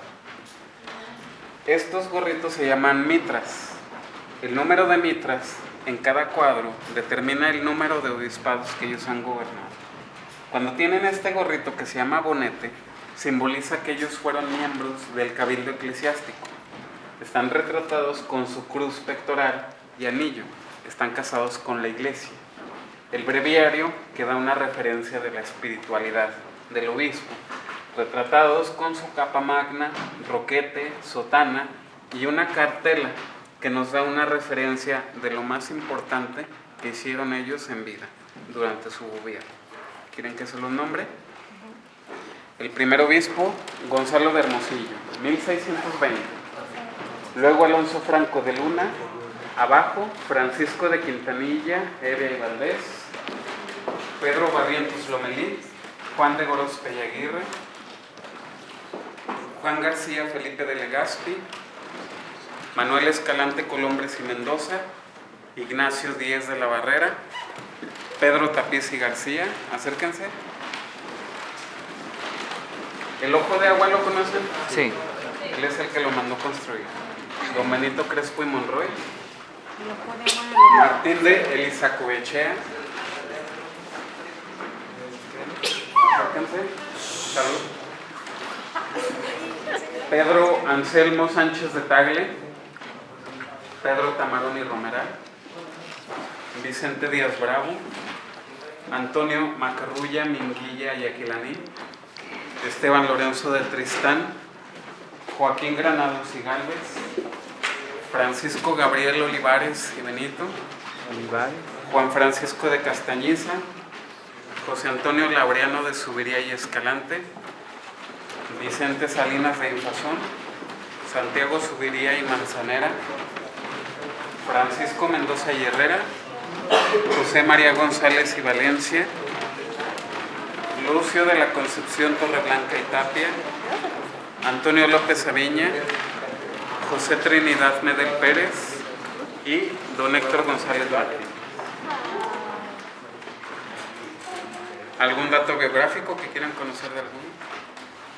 Yo tengo una duda, ¿por qué en algunos salen con la mano así? Porque te están bendiciendo.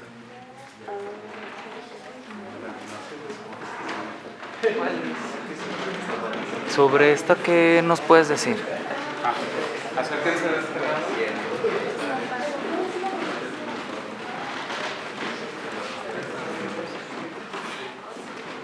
La posición de cada cuadro también nos dice muchas cosas. Por ejemplo, algunos tienen recargada la mano sobre la mesa, que representa que fueron hombres de letras con algún doctorado o grados académicos elevados. Aquí, por ejemplo, ¿se acuerdan cómo se vestía la gente en el siglo XVIII? Como dijimos, las mujeres, Con su corset, los hombres acá con pantaloncitos así de niña, de nena. Los obispos también se impregnaron de este movimiento que es el movimiento barroco. Aquí tenemos un ornamento episcopal bordado en hilo de oro e hilo de plata. Nosotros contamos con más de 300 juegos de ornamentos, desde 1600, 1700, 1000 y 1800. Se conforma por mitra, capa pluvial, manípulo, el que cuelga de aquí. La que cuelga de aquí se llama estola, y luego la que parece guitarrista se llama casulla. La blanca se llama alba y esta se llama báculo o pértiga episcopal. ¿Sale? ¿De qué está hecho el báculo? ¿Perdón? ¿De qué está hecho el báculo? El báculo es de carey, de la concha de las tortugas. No manda ¿La concha de las qué? de la conchita de las tortugas, es el carey. Sí, el caparazón. La parte de arriba es de oro. Ah, apenas. Otra cosa. Pues de hecho está chido el ¿Dudas? ¿Preguntas? Pasamos aquí a la vitrina. Ahorita tienen que regresar a la escuela. Ah, yo no traigo Así me gusta. ¿Por qué no se van al matiné ahorita? Vámonos todos. Yo también voy. Ah. Sí. Miren, aquí tenemos otros elementos episcopales. Solideos, del nombre precisamente que es un elemento judío. Deo significa Dios, solo Dios, solideo. Cáligas, que es una manera de referirse a los zapatos de una manera humilde, que no tiene nada de humilde, porque están bordados en hilo de oro y de plata. Uy, qué humildote. Es parte de los ornamentos. Entonces yo soy pobre. Estas que están aquí, estos que tienen el sello de San Pedro y San Pablo, se llaman bulas.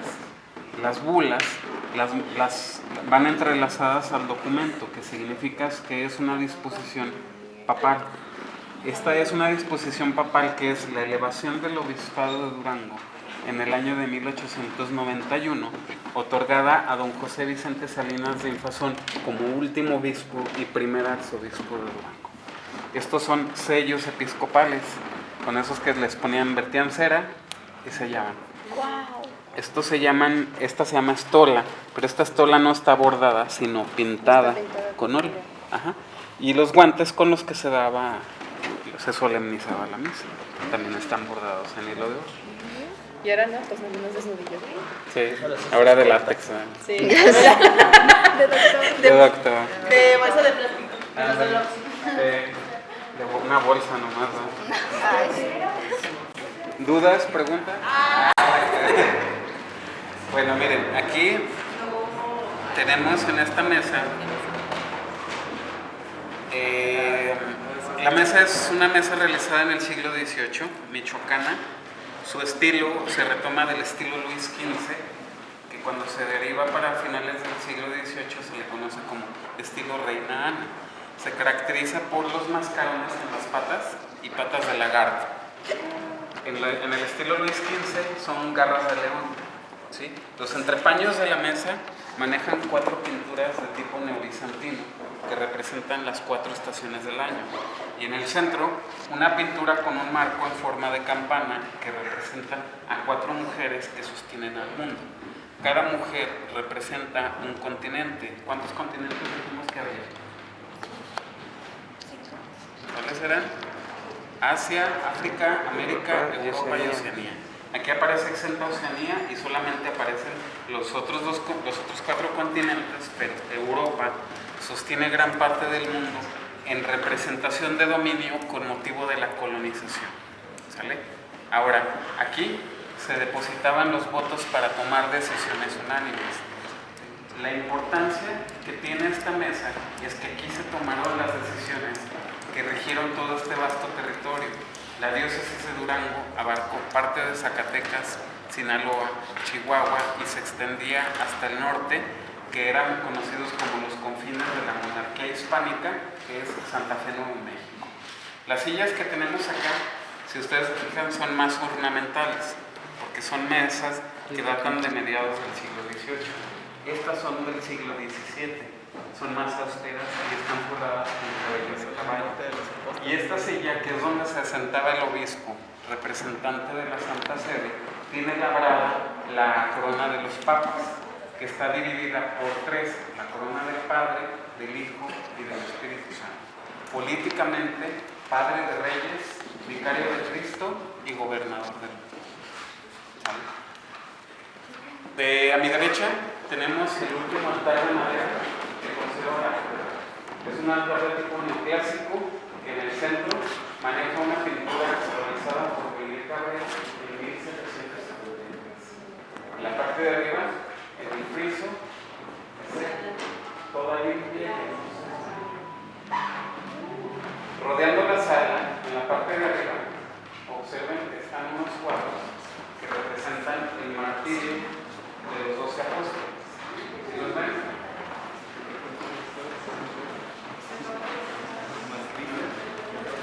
Cada uno.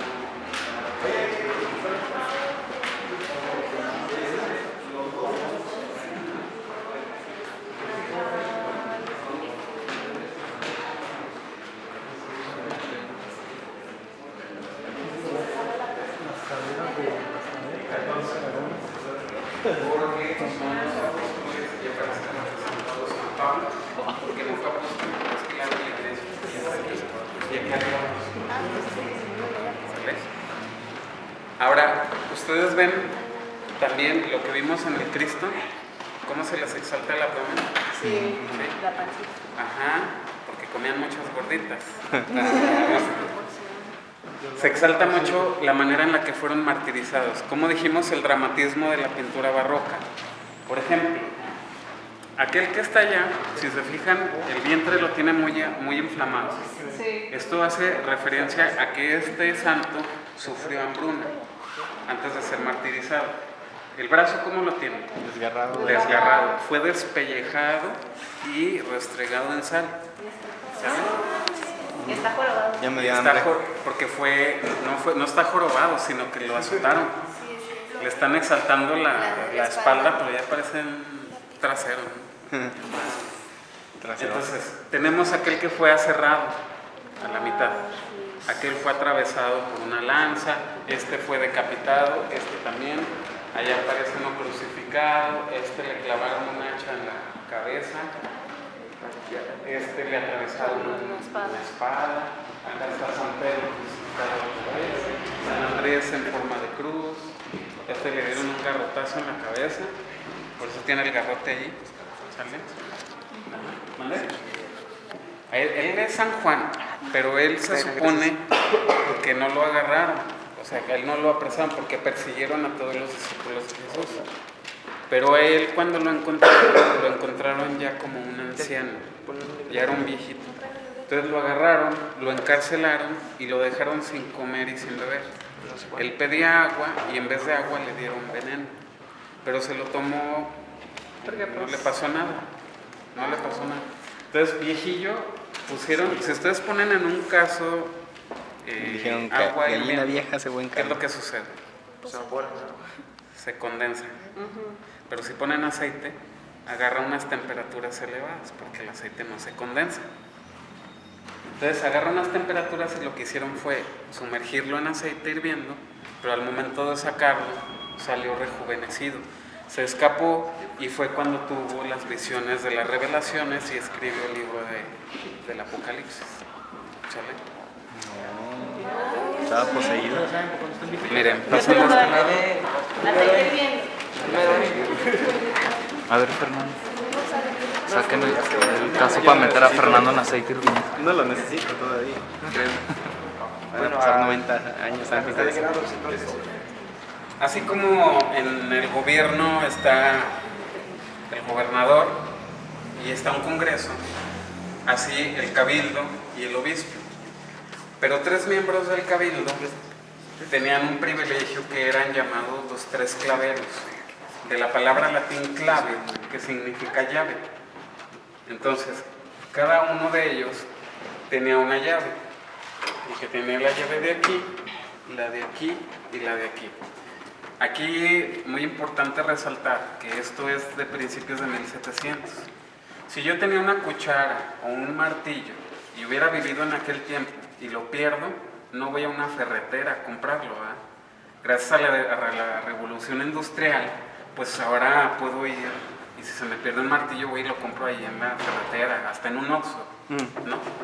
Pero este tipo de objetos se heredaban, ¿sale?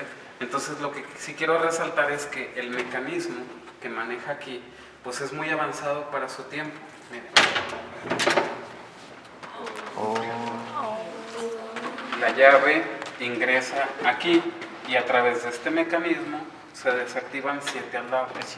Esto está realizado en acero forjado y pesa aproximadamente la pura tapadera algunos 30, 40 kilos. Y todo el cajón pues algunos 80, 90. ¿Qué guardaban? Aquí este cajón permaneció cerrado alrededor de 200 años. No tenía nada. A mí se me ocurrió meterle un desarmador y cuando lo abrí saqué un chorro de oro. Es en serio, ¿eh? ¿Un chorro de qué? Los cálices que vieron allá en la tercera sala solamente son un fragmento de lo que se sacó de aquí. ¿No vieron un Ferrari que está allá afuera?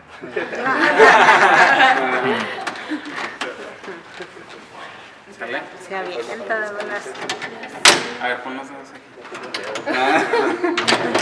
Métete. Si cabe. Lo ponemos como exhibición. Si momificamos este Posición fetal. Ay. Miren, vamos a pasar de este lado. Miren. Aquí ustedes tienen reliquias de tercer grado. ¿Ustedes más o menos en qué año nacieron? 96. 65. 98. ¿En los 90? ¿En los 90? 90. Bueno, en 1990 vino Juan Pablo II. Algunos de ustedes sí les tocó, ¿verdad? ¿Ustedes sí les tocó? ¿Quién sí? Del 65. Pues aquí se sentó a dar su homilía Juan Pablo II y en este reclinatorio se inclinó a orar al Santísimo de esta catedral. Entonces son reliquias de tercer grado. Ahora, pasen de este lado. Si yo me siento, pasan a ser reliquias de qué grado. Dejan de ser reliquias. Para ustedes, Objetos paganos. ¿cuál sería la reliquia que sería más importante para la Iglesia Católica? La cruz de Jesús. La cruz de Jesús. ¿Y ustedes creen que exista? Sí. ¿Y creen que la tengamos aquí? No. Si les dijera que la tengo aquí, ¿me creerían? No. Si les digo que está frente a ustedes. No inventes. Ay, sí. Aquí están dos astillas de la cruz de Cristo. No inventes. Y en cada uno de los círculos, una reliquia de primer grado de cada uno de los apóstoles. Miren. Aquí están dos astillitas en el centro. Esas son dos astillas de la cruz. Lo chiquitito Que la manda, la mandan con bula papal en el año de 1777. El Papa Clemente XIII, existe su bula, y aquí en la parte de arriba un fragmento de un velo de una estatua que se consagra en Loreto, Italia, dedicada a Nuestra Señora de Loreto. ¿Sale? ¿Cómo se llama? ¿Dónde Esto está? las mandó el Papa. ¿Perdón? ¿Cómo se llama el objeto donde está? Relicario.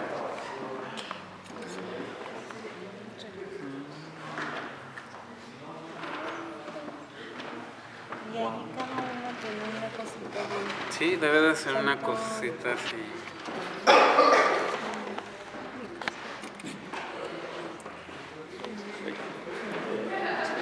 ¿Sale? Ahora vamos a pasar ahí adentro. San Mateo es el que tiene la...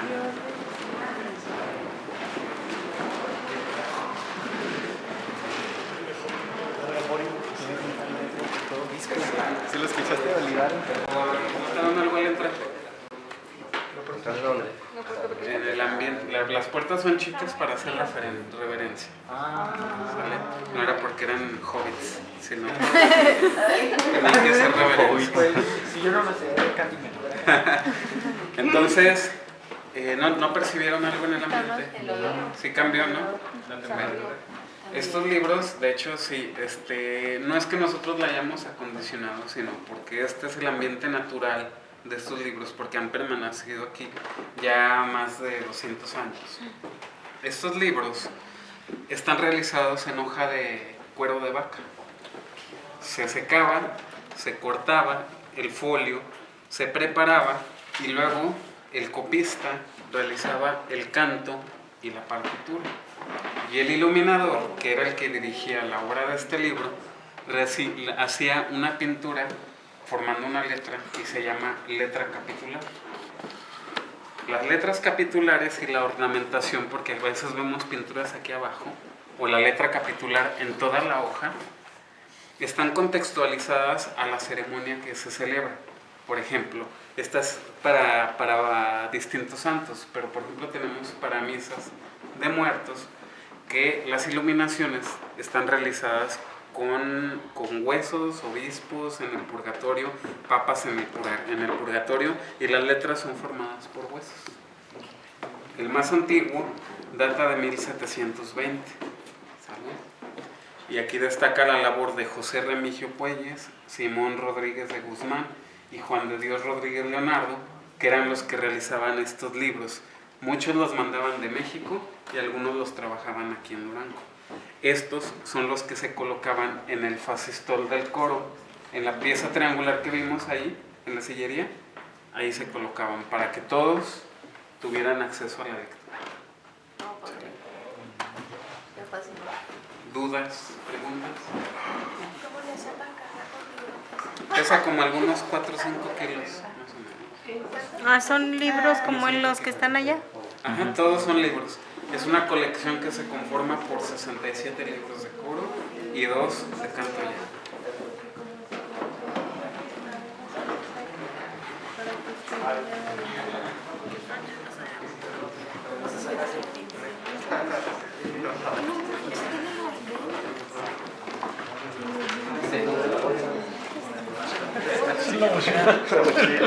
Ahora que no nos miran.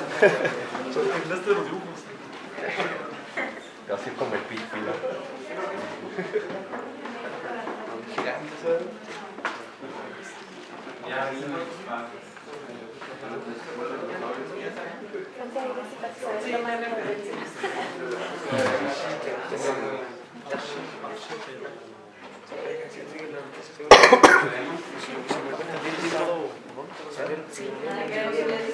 De hecho, todavía no mi cámara.